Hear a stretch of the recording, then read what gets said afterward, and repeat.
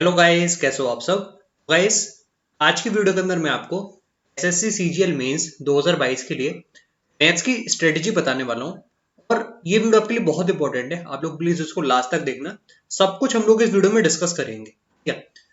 सबसे पहले हम लोग ये समझते हैं कि तो ऐसे कौन से 3 स्टेप हैं जो हमको मैथ्स के अंदर फॉलो करने पड़ेंगे। देखो, जब भी आपको कोई भी सब्जेक्ट सीखना होता है एसएससी सीजीएल एग्जाम के लिए, तो ये 3 स्टेप आपको आने चाहिए। ये 3 स्टेप आपको पूरे करने पड़ते हैं। सबसे पहला है लर्निंग, सेकंड है प्रैक्टिस, और थर्ड है मॉक टेस्ट। अगर आप सोच रहे हो कि आप उसको कर दोगे स्किप और आप केवल प्रैक्टिस और मॉक टेस्ट दोगे, उससे आपका काम चल जाएगा, तो वो नहीं होगा।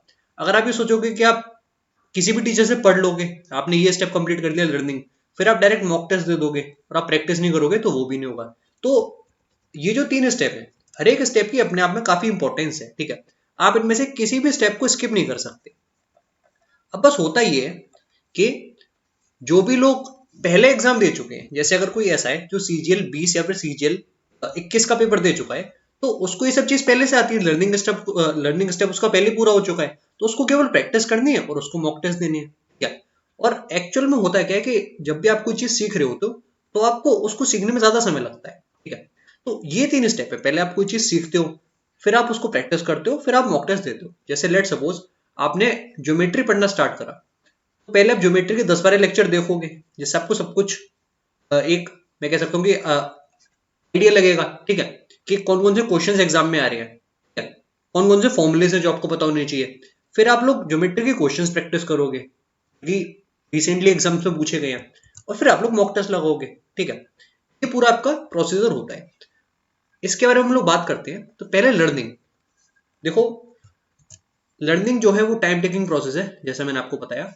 अच्छा खासा आपको 3-4 महीने का समय लग सकता है अगर आप लोग सिलेबस एकदम स्क्रैच से स्टार्ट करोगे तो, ठीक है। और इसमें कोई बुरी बात नहीं है, बस प्रॉब्लम ये है कि अब आपके पास इतना समय नहीं है, ठीक है। कुछ चीजें आपको यहाँ पर स्किप करनी पड़ेंगी, और वो क्या है वो मैं आपको बता देता हूँ। सबसे पहले ये कि सीखोगे आप लोग किससे। जो भी लेक्चर्स आप लोग देख रहे हो, आप किसी भी टीचर के देख सकते हो, जो भी टीचर आपको पसंद हो, ठीक है। और मैं सच बोलूँ ना, तो जो भी ये टीचर्स हैं, अभिनय सर, गगन सर और आदित्य रंजन सर, तो बहुत अच्छा पढ़ाते हैं। तो अगर आप लोग मेरा ओपिनियन जानना चाहते हो, तो आप इनमें से किसी से भी अच्छे से पढ़ सकते हो, ठीक है। इनफैक्ट अगर आप केवल इनके जो लेक्चर्स हैं यूट्यूब पर, वो ही देख लो, तो भी आपका काम बन जाएगा, ठीक है। केवल आप लोग यूट्यूब लेक्चर्स देखो, किसी पेड कोर्स वगैरह में जाने की कोई जरूरत नहीं है। बहुत समय उसमें लगता है, और इतना समय अब है भी नहीं, ठीक है। तो आप लोग यूट्यूब पर इनके जो भी लेक्चर्स हैं, जिस भी टॉपिक में आप लोग वीक हो, आप वो टॉपिक देख सकते हो। टाइम भी कुछ बहुत ज्यादा है नहीं, ठीक है। अच्छा ये रहेगा, इंपॉर्टेंट टॉपिक्स या फिर वो टॉपिक जिनमें आप वीक हो, उनको आप कंप्लीट करो, ठीक है। अब बात करते हैं हम लोग एक और इम्पोर्टेंट चीज की, वो ये है कि कुछ लोग ऐसे होते हैं जिनका मैथ्स का बैकग्राउंड नहीं रहा होता है, ठीक है। वो लोग एडवांस मैथ्स में खासकर वीक रह जाते हैं, उनको इसमें एडवांस मैथ में चीजें समझने में प्रॉब्लम होती है। तो उन लोग के लिए मैं बता रहा हूँ कि वो लोग पवन राव सर से ही पढ़ना, ठीक है। इनके जो भी लेक्चर्स हैं यूट्यूब पर, आप लोग सर्च करना, आपको मिल जाएगा, ठीक है। ज्योमेट्री बाय पवन राव सर या फिर मेंजुरेशन बाय पवन राव सर, यूट्यूब पर आप लोग सर्च करोगे, आपको पूरी प्लेलिस्ट मिल जाएगी। उसको आप लोग देख सकते हो, और आप लोग स्पीड बढ़ाकर भी देख सकते हो, ठीक है, कि आप लोग उसको जल्दी कंप्लीट कर सको। तो ये सब आपको हो गया इसका ऐसा लर्निंग का। और जो लोग बिगिनर्स हैं, उनको ये पूरी चीज करनी पड़ेगी, ठीक है। अगर आप सोचो कि आपने परसेंटेज में टाइप वाइज क्वेश्चन है वो नहीं करे, और आप एग्जाम में डायरेक्ट उनको कर दोगे, तो वो नहीं होगा, ठीक है। जैसे इलेक्शन के क्वेश्चन, ये एक सेपरेट टाइप हो गया। कुछ क्वेश्चन आपके होते हैं कंपटीशन वाले, तो ये सभी के सभी अपने आप में सेपरेट टाइप्स हैं, इनको आपको पूरा करना पड़ेगा, ठीक है। तभी आप एग्जाम में उस क्वेश्चन को कर पाओगे, या फिर जब आप इनको प्रैक्टिस करोगे अच्छे से, तो आप इनको कर पाओगे, ठीक है। अब बात करते हैं प्रैक्टिस की। प्रैक्टिस कहां से करना है। देखो यार, ये सबसे इंपॉर्टेंट चीज है। अगर आपने प्रैक्टिस सही जगह से करा है, तो ही कुछ फायदा है, ठीक है। एक सही लेवल के क्वेश्चंस आपको प्रैक्टिस करने पड़ेंगे, जो कि एग्जाम पॉइंट ऑफ व्यू से रेलेवेंट हो, ठीक है। और वो सवाल हो जो कि टीसीएस ने खुद पूछे, ठीक है। तो इसके लिए जो चीज मुझे बेस्ट लगती है वो मैं आपको बता रहा हूँ। आप लोग इस चैनल पर जाना, maths by Aditya Ranjan sir, और यहाँ पर आपको ये पीडीएफ मिलेगी, आप लोग डेट देख लो। इस डेट में आप लोग इस पीडीएफ को ढूंढ लेना, maths e book 2.0 by Aditya Ranjan sir. ये वो किताब है जो, किताब क्या बोल रही हूँ, ये वो पीडीएफ है जो आपको पूरी प्रैक्टिस करनी है, ठीक है। अगर आपने ये पीडीएफ कर ली, तो मेरे हिसाब से आप मैथ के 80 से 90% क्वेश्चन एग्जाम में आराम से कर सकते हो, ठीक है, केवल इसी पीडीएफ की हेल्प से, क्योंकि इसमें जो क्वेश्चंस का यहाँ पर कवरेज है वो बहुत अच्छा है, ठीक है।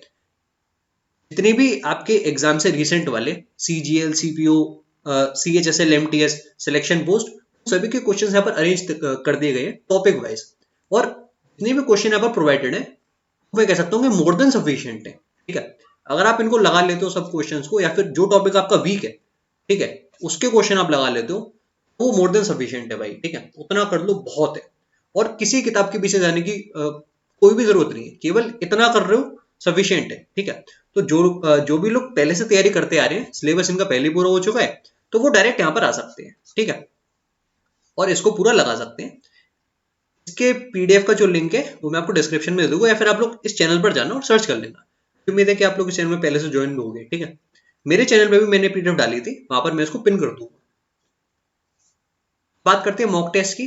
देखो यार, एक चीज आप लोग समझना कि जब आप सीजीएल मेंस के मॉक टेस्ट दोगे, तो जो आपका सेक्शन 1 होगा ना, उसके अंदर आपको मैथ्स के क्वेश्चन मिलेंगे। सेक्शन 1 में मैथ्स और रीजनिंग होगा, तो मैथ्स के 30 क्वेश्चन होंगे और रीजनिंग के 30 क्वेश्चन होंगे, ठीक है। तो यार जब भी आप लोग मॉक टेस्ट दोगे, तो लोग ये देखना जो मैथ के 30 क्वेश्चन थे, इनको करने में आपको समय कितना लगा, ठीक है। सबसे इंपॉर्टेंट चीज ये है कि इसको करने में आपको समय कितना लग रहा है, और आइडियली ये जो समय है ये 35 मिनट से ज्यादा नहीं होना चाहिए, वरना आप लोग रीजनिंग के क्वेश्चन नहीं कर पाओगे, ठीक है। आपका 35 मिनट जो है ये वो मैक्सिमम टाइम है जिसका आपको टारगेट बना के चलना है। और मॉक टेस्ट आप लोग एग्जाम के लिए डेली नहीं दे सकते, क्योंकि एक मॉक टेस्ट जो आपका होगा सीजीएल मेंस का, उसमें आपको रफली 2 आवर्स का समय लगेगा, ठीक है, 2 घंटे का आपको समय लगेगा एक मॉक टेस्ट को देने में। तो ये आप लोग डेली नहीं दे सकते। अगर आप लोग डेली देना चाहते हो तो वो तभी हो सकता है जब आपका सिलेबस पहले पूरा हो चुका हो, या फिर जो पीडीएफ मैंने आपको बताई है वो पीडीएफ आप लोग पूरी कंप्लीट कर चुके हो, तभी आप लोग उसको डेली दे सकते हो।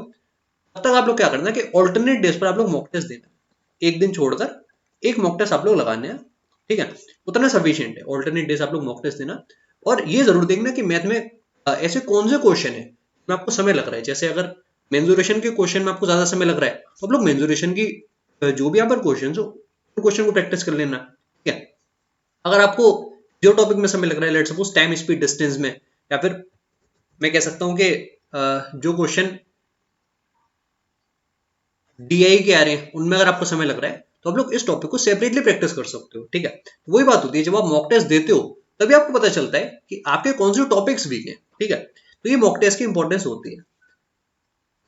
कौन से मॉक टेस्ट देने, तो मेरे हिसाब से यार 2 मॉक टेस्ट हैं जो मुझे काफी सही लगते हैं। और वो मॉक टेस्ट कौन कौन से हैं? पहला है आपका टेक्स्ट बुक, इसके मॉक टेस्ट देना, और दूसरा है ऑलिव बोर्ड। ऑलिव बोर्ड के जो पेड वाले मॉक्स हैं उनका लेवल अच्छा है, ना ज्यादा इजी ना ज्यादा टफ, ठीक है, एक मॉडरेट लेवल है जो हम कह सकते हैं। ये 2 मॉक टेस्ट आप लोग दोगे और काफी अच्छे रिजल्ट आपको मिलने वाले हैं, ठीक है।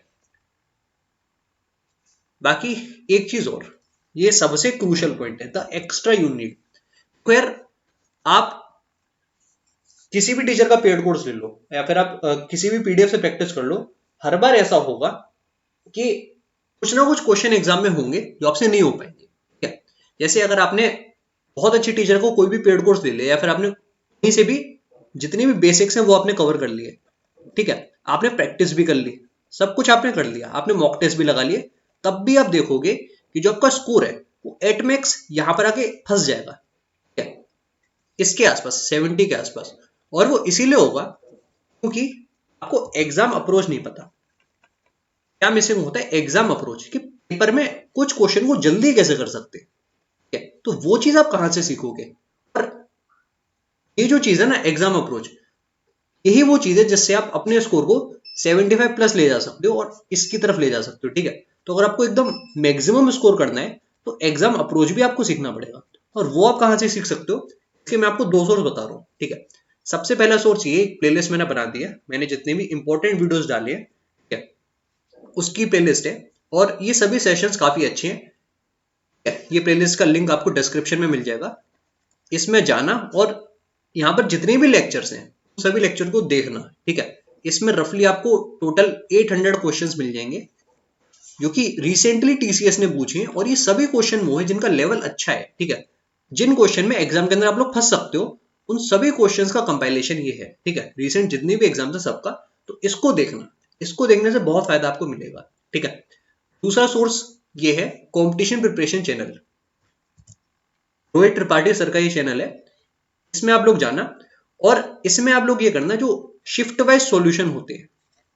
ठीक है, शिफ्ट वाइज सॉल्यूशन ये आप लोग देखना, जब सीजीएल की आंसर की आ जाएगी उसकी भी आप लोग देख सकते हो, और इसमें भी वीडियोस पहले से अपलोडेड है पुराने, आप उनको भी देख सकते हो।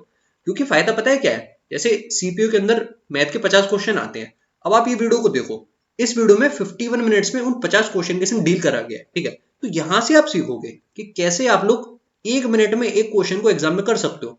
एग्जाम अप्रोच जो होता है ना, वो आप इसी वीडियो से सीख सकते हो। ठीक है, यहाँ पर आप देखोगे कि 48 मिनट्स में पूरी शिफ्ट को सॉल्व करा गया 50 क्वेश्चंस की। तो ये बहुत इंपॉर्टेंट वीडियोस है, इनको आप लोग देखना। ठीक है, इनफैक्ट जितने भी एग्जाम टीसीएस करवाता है, इन सभी एग्जाम के सॉल्यूशन आपको यहाँ पर मिल भी जाएंगे। ठीक है, काफी अच्छा ही चैनल मुझे लगता है, तो मैंने आपको ये बता दिया है, आप लोग जरूर देखना। इससे आपको ये समझ में आएगा कि जो भी लोग एग्जाम में क्वेश्चन को फास्ट करते हैं, वो कैसे उस क्वेश्चन को फास्ट करते हैं। ठीक है, अब बात करते हैं कि प्रैक्टिस करनी कैसे है, बुक से करनी है पीडीएफ से करनी है। तो यार आप मुझे बताओ कि जब आप लोग वो दोगे एग्जाम, आप लोग के सामने क्या होगा, आपके सामने एक वही तो होगा कंप्यूटर। तो कंप्यूटर में क्वेश्चन आपके सामने आता है, तो आप लोग इसी फॉर्म में प्रैक्टिस करा करो। तो अच्छा ही रहेगा कि आप लोग पीडीएफ से प्रैक्टिस करो। क्या, क्योंकि किताब होता है कि किताब खोलने का किसी का मन नहीं करता, किताब खरीद लो तो वो किताब कहीं ना कहीं रखी रह जाती है। ठीक है, तो मेरा ऐसा ओपिनियन है कि किताब इकट्ठी करने से अच्छा है, दुनिया में बहुत सारी किताबें मैथ की। ठीक है, एसएससी की फील्ड में आपको बहुत बुक मिल जाएंगी, ये किताब वो किताब। सबसे अच्छा है कि जो पीडीएफ मैंने बताई है, चुपचाप उसको पढ़ लो। कुछ मैंने सोच समझ कर ही आपको बताया होगा, आप ऐसा सोच लो। ठीक है, तो जो पीडीएफ मैंने आपको दी है, उसमें रफली आपको 4000 क्वेश्चंस मिलने हैं। जो भी टॉपिक आपका वीक हो, उसको कर लेना भाई, बहुत काम आपका चल जाएगा। ठीक है, मोर देन सफिशियंट है, आप ऐसा मान लो। ठीक है, तो किसी किताब के पीछे जाने की कोई जरूरत नहीं है, और ना ही इतना समय कि आप किसी बुक को आप परचेज करो फिर आप उसको पूरा सॉल्व कर रहे हो, कोई फायदा नहीं है। ठीक है, केवल इतना कर लो, काफी है। और एक चीज और, जैसा मैं आपको बता रहा था, ऑलवेज प्रैक्टिस ऑन लैपटॉप। जब भी आप लोग क्वेश्चन को कर रहे हो किसी भी पीडीएफ से, या फिर आप अगर कोई मॉक टेस्ट भी लगा रहे हो, तो आप हमेशा लैपटॉप का यूज करोगे, कभी भी मोबाइल से सॉल्व मत करना। बहुत लोग मैंने ऐसे देखे जो कि मोबाइल में ही सॉल्व करने बैठ जाते हैं क्वेश्चंस को, कोई फायदा नहीं होता। एग्जाम जब आपको जैसे देना है, सेम सिचुएशन आपको मिमिक करनी पड़ेगी। ठीक है, सेम सिचुएशन आप लोग सिमुलेट करो जैसा एग्जाम में होता है, तभी कुछ फायदा है। ठीक है, और इसका आप लोग प्लीज ध्यान देना, बहुत लोग ऐसे मैंने देखे जो इसी से प्रैक्टिस करते थे मोबाइल से, अच्छी बात नहीं है ये, this is a bad habit. ठीक है, अब बात करते हैं कुछ कॉमन क्वेरीज की। देखो, कुछ डाउट होते हैं जो आपके मन में हो सकता है कि हो, उन सभी को मैं पहले क्लियर कर देता हूँ। सबसे पहली बात ये, syllabus is done but can't solve fast, what to do.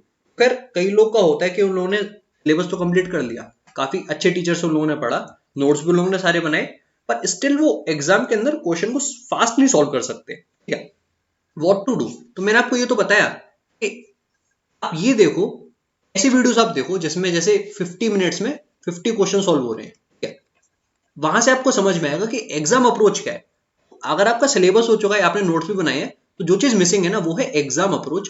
ये चीज आपको सीखनी है कि एग्जाम में क्वेश्चंस को कैसे सॉल्व करना है, एग्जाम अप्रोच मिसिंग है। ठीक है, सेकंड पॉइंट देखते हैं, I am a beginner, can I finish the whole syllabus from start. देखो यार, अगर आप बिगिनर हो तो मैं आपसे झूठ नहीं बोलूंगा, पूरा सिलेबस अगर आप करने जाओगे तो समय लगेगा। ठीक है, कोई भी टीचर आपको बोले कि 60 दिन में सिलेबस हो जाएगा, 50 दिन में हो जाएगा, वो तो वीडियो डाल देगा, पर वो वीडियो देखनी तो आपको है। वो चीज जब आप एक्चुअल में डाइजेस्ट करोगे, तो उसमें समय आपको इतना लग जाएगा कि एग्जाम आपका पूरा हो गया पार। ठीक है, और सिलेबस पूरा ही नहीं हुआ, ऐसा हो जाएगा। ठीक है, क्या आप स्टार्ट से सिलेबस कर सकते हो? नहीं कर सकते। ऐसे में आप कर ही सकते हो कि प्रैक्टिस अपनी आप लोग करते रहो, और जो भी इंपॉर्टेंट टॉपिक्स है, ठीक है, जैसे अगर मैं एडवांस मैथ की बात करूं तो ज्योमेट्री, अलजेब्रा, मेंसुरेशन, ट्रिग्नोमेट्री, इन 4 टॉपिक्स के जो भी मोस्ट एक्सपेक्टेड क्वेश्चन है वो आप देख लो। ठीक है, या फिर जो पीडीएफ मैंने आपको दिया, 5 उन क्वेश्चन को लगा लो। तो अगर आप बिगिनर हो तो सच में आपको होता है ना, पूरा सिलेबस करने का समय नहीं है। ठीक है, इंपॉर्टेंट टॉपिक्स जो है वो आप पूरे देख सकते हो। बाकी अगर आपको कोई टॉपिक छोड़ना भी पड़े तो उसमें कोई खराब बात नहीं है, क्योंकि आप लोग एक चीज ध्यान देना, अगर आप बिगिनर हो तो एक अच्छी बात भी आपके लिए ये है जब 60 मिनट में 60 क्वेश्चन करने होते हैं तो कुछ क्वेश्चन आपको डेफिनेटली छोड़ने पड़ेंगे। भले ही मैं मान के चलूं कि आपके 5 या 6 से क्वेश्चन हैं जिनके बारे में आपको बिल्कुल भी नॉलेज नहीं है, तो वो आपके लिए काफी अच्छी बात भी हो सकती है, क्योंकि बाकी के जो 24 क्वेश्चन है या फिर 25 क्वेश्चन है, एटलीस्ट आप इन क्वेश्चन को अपना समय दे सकते हो। ठीक है, और इनमें अगर आप अच्छे से कर लेगे उनको एक्यूरेसी से, तो बाकी लोग से ज्यादा नंबर ला सकते हो एक्चुअल में। ठीक है, वही बात होती है कि कोई अगर 30 क्वेश्चन करके आ रहा है, 5 क्वेश्चन के उसके अगर हो गए गलत, और आप अगर 25 क्वेश्चन करके आ रहे हो और अगर आपके सारे क्वेश्चन सही हैं, तो आपका स्कोर बेटर होगा। ठीक है, नेगेटिव मार्किंग से आप लोग बचोगे। तो अगर आप बिगिनर हो तो डरने की जरूरत नहीं है, प्रैक्टिस करते रहो, और जो टॉपिक का वीडियो देख सकते हो वो टॉपिक की वीडियो भी आप लोग कंप्लीट कर लो। स्टार्ट से अगर आप एंड तक पूरा सिलेबस जाओगे तो वो नहीं हो पाएगा। बात करते हैं तीसरे पॉइंट की। I can't solve questions in exam mock but I solve easily after the exam. कुछ लोग की प्रॉब्लम ये भी होती है कि वो एग्जाम में क्वेश्चन को नहीं कर पाते, या फिर जब भी मॉक टेस्ट दे रहे होते तब नहीं कर पाते, और बाद में जब उसको सॉल्यूशन देखते तब उनको लगता है हाँ ये तो मुझे पहले से आता था। तो उन लोग को मैं बता रहा हूँ कि आपको क्या सीखना है, प्रेशर हैंडलिंग, कि प्रेशर को कैसे हैंडल कर रहे हो। क्योंकि जब आप एग्जाम दे रहे हो या फिर जब आप इसमें बैठे हो मॉक टेस्ट में, तब आप प्रेशर को हैंडल नहीं कर पा रहे। ठीक है, आता तो आपको सब कुछ है, तो ये चीज आप लोग सीखो। ठीक है, आप लोग ऐसी सिचुएशन को क्रिएट करो कि 5 मिनट में मुझे करने 10 सवाल। ऐसी सिचुएशन जब आप क्रिएट करोगे भी आपको समझ में आएगा कि आप प्रेशर को कैसे हैंडल कर सकते हो। और एक और चीज जो आप प्रैक्टिस कर सकते हो कि दिमाग को थोड़ा शांत रखो, काम माइंड। ठीक है, ज्यादा पैनिक करने से कोई फायदा नहीं होता, 2-4 नंबर आपके कम ही हो जाते हैं। काम माइंड आपको रखना है। मेडिटेशन चाहो तो वो भी कर सकते हो, दिमाग आपका शांत होना चाहिए जब आप पेपर दे रहे हो तब। ठीक है, और इसका कोई भी सॉल्यूशन नहीं है। अगर आप एग्जाम के अंदर पैनिक करते हो ना, तो इसका केवल एक ही तोड़ है कि आप प्रैक्टिस करो और अब ये चीज समझो कि पैनिक करने से आपका नुकसान होगा। ठीक है, फोर्थ पॉइंट क्या है, I am weak in calculation, what to do. यार ये बहुत बड़ी प्रॉब्लम है, कई लोग की कैलकुलेशन बहुत वीक होती है। और सही बताओ ना तो कैलकुलेशन का सबसे अच्छा तरीका क्या रहता है, क्या प्रैक्टिस करो। और इसका कोई अलग सीन नहीं। जैसे अगर आप सोच रहे हो ना कि सेपरेटली अगर आप कुछ प्रैक्टिस कर लोगे कि मोबाइल ऐप वगैरह से, तो उसका कोई खास फायदा है नहीं। जितने ज्यादा क्वेश्चन आप लगाते जाओगे वैसे वैसे आप लोग कैलकुलेशन में तेज होते जाओगे। जैसे अगर मैं बताऊं तो जब मैं स्टार्टिंग में तैयारी कर रहा था तो मेरी भी कैलकुलेशन बहुत वीक थी, और इनफैक्ट जो भी आदमी नया होगा उसकी कैलकुलेशन वीक होगी ही होगी। न्यू आदमी के सम कैलकुलेशन में प्रॉब्लम जरूर होगी, कैलकुलेशन में उसकी प्रॉब्लम होगी। ठीक है, पर जैसे जैसे आप क्वेश्चन प्रैक्टिस करते जाओगे, जिस दिन आपने 4000-5000 क्वेश्चन प्रैक्टिस कर लिए, उस दिन आप खुद देखोगे कि आपकी कैलकुलेशन अपने आप अच्छी हो जाएगी। ठीक है, अलग से इसके लिए कुछ करने की जरूरत नहीं है। कैलकुलेशन बेसिकली क्या है, क्वेश्चन में पता है क्या होता है, आपको पता चलता है कि 24 की वैल्यू है 5875, और आपसे पूछा गया है 100 की क्या वैल्यू आएगी। तो ये आपकी कैलकुलेशन हो गई कि आपको इस चीज को 24 से डिवाइड कर देना है और आपको इसको 100 से मल्टीप्लाई कर देना है। तो ये आपकी कैलकुलेशन है। अब कैलकुलेशन में यहाँ पर दो तरीके हो सकते हैं। एक तो ये हो सकता है आप एक्चुअल में इसको डिवाइड करो फिर आप 100 से मल्टीप्लाई करो, या फिर एक तरीका ये भी हो सकता है कि आप ये देखो कि जो आंसर में रहेगा वो इसका रफली 4 टाइम्स जो होगा उससे थोड़ा सा ज्यादा होगा, क्योंकि आप इसको काटोगे तो 96 चौके, सॉरी 24 चौके 96 और उससे थोड़ा सा ज्यादा, इंटू 4 समथिंग जो होगा वो आंसर होगा। तो ऐसे कुछ तरीके होते हैं जो आप धीमे धीमे सीखते हो। ये आप तभी सीखते हो जब आप ज्यादा प्रैक्टिस करते हो। ठीक है, तो मुझे उम्मीद है कि ये जो पॉइंट मिला तो वो आपको समझ में आया होगा। अलग से कैलकुलेशन के लिए कुछ मत करो ना, उसका समय है। प्रैक्टिस जितनी ज्यादा कर रहे हो उतना ही आपका फायदा होगा। एक दिन में कितने क्वेश्चन करने हैं ये मैं आपको बता देता हूँ। डेली आपको कितने क्वेश्चन प्रैक्टिस करने चाहिए। देखो यार, जैसे मैंने आपको बताया कि एक दिन आप लोग मॉक टेस्ट, एक दिन आप लोग क्या दोगे, मॉक टेस्ट, और बाकी जो नेक्स्ट डे है उस दिन आप लोग करोगे प्रैक्टिस, या फिर अगर आप कोई और सब्जेक्ट पढ़ोगे तो वो आप पढ़ोगे। ठीक है, तो जिस दिन आप लोग प्रैक्टिस कर रहे हो, जिस दिन आप लोग मॉक टेस्ट दे रहे हो, उस दिन तो आप मॉक टेस्ट दे दो और उसको एनालाइज कर लो, वही बहुत है। ठीक है, जिस दिन आप लोग प्रैक्टिस कर रहे हो उस दिन मेरे हिसाब से आपको एक दिन में मैथ्स के 100 क्वेश्चंस, 100 नहीं कर पा रहे हो तो 80 क्वेश्चंस तो आपको प्रैक्टिस करने चाहिए। ठीक है, इतना कर रहे हो तो सफिशियंट है। बाकी ऐसे अगर आपने 50 दिन भी मेहनत कर ली जैसे मैंने आपको बताया, तो आप अपने आप को बहुत अच्छी पोजीशन में पाओगे। ठीक है, तो मुझे उम्मीद है कि जितने भी पॉइंट्स थे मैं सभी पॉइंट्स को यहाँ पर क्लैरिफाई कर पाया हूँ। और वीडियो को आप लोग प्लीज लाइक कर देना। Bye and take care.